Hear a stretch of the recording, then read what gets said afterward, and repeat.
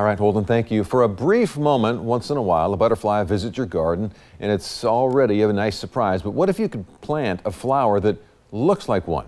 In this week's In the Garden, sponsored by Johnson Brothers Garden Market, KEZI 9 News morning anchor Chelsea Deffenbacher introduces us to some whirling butterflies.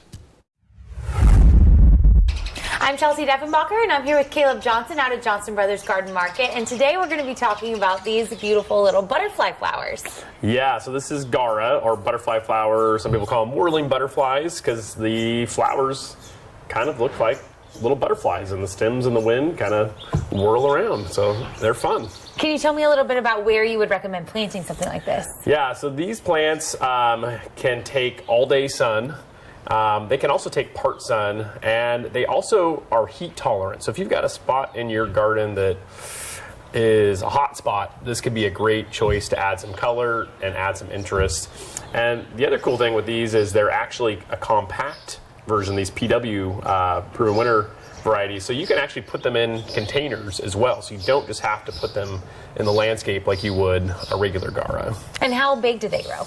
So they'll only get about 1 foot to 2 feet tall by about the same. So your regular Gara could be 2 to 3 times that size.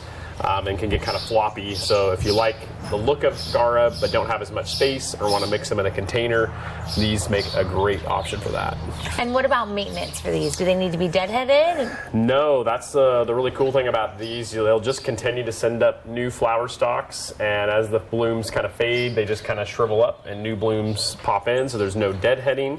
And then they don't need a lot of water, so my other maintenance tip would be don't overwater them because they actually will rot if you give them too much water, especially on transplanting. A lot of times people like to dig a big hole, put a bunch of new soil in, soak it really good. You might rot these out doing that, so a little lighter on the watering even when you're getting them established.